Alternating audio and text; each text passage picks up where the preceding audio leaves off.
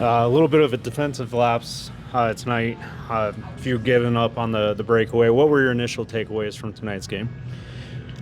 Honestly, I'd have to watch a lot of the things. I didn't think early on our structure was right. Um, but this game's lost on special teams. I mean, we give up 2 on the kill, and we don't score on 8 opportunities. They tried to give it back to us, and we couldn't take it. We got to find a way when you play almost a third of the game on the power play to find one to get past them. Um, so that's a special teams game that we're going to want back.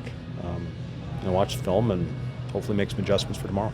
Tristan Nielsen has been quiet the last couple weeks, but has heated up recently. Is there anything that you've been working with him specifically to try and heat up on? Not working with. I've liked his line, since DeMarco's come over. This time of the year, I think, is when Tristan's going to be really good. Wins a championship last year. He knows what it takes, and you can see his game is elevated at the right time of year. Thought his emotional level, his engagement was at a level where we need some other guys to get to. And then, of course, the big story tonight was TJ Hughes. I know you haven't gotten much of a chance to watch him and be with him, considering he only came in this week. But what are your first thoughts on his game and how he is around the team and everything like that? Yeah, around the team, it's still early. I mean, he's only been here about 48 hours, so he's still getting to know his teammates. But sometimes the best way to introduce yourself is through play. Mm-hmm. And I thought for his first game pro, pretty solid debut around the puck. You can see the offensive skill, the vision, the smarts. So there's definitely some things there. So I'm excited to get him in the fold and hopefully see a few more games from him. We noticed right away that you were actually putting him on the power play and giving him a lot of opportunity to try and get the puck in the net.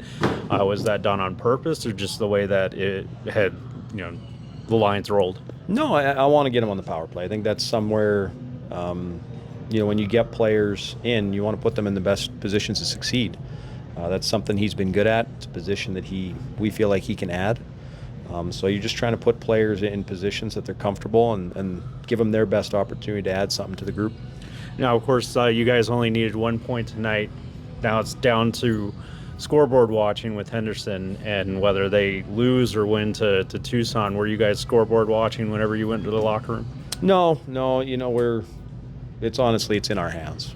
We have another game tomorrow that I expect us to play, and we expect to win, regardless of what Henderson does or doesn't do. So a bad start tonight. Obviously, we need a better one tomorrow. Special teams need to be cleaned up, but we're going to rely on ourselves. We got to get the job done tomorrow. A lot of video work tonight. Always.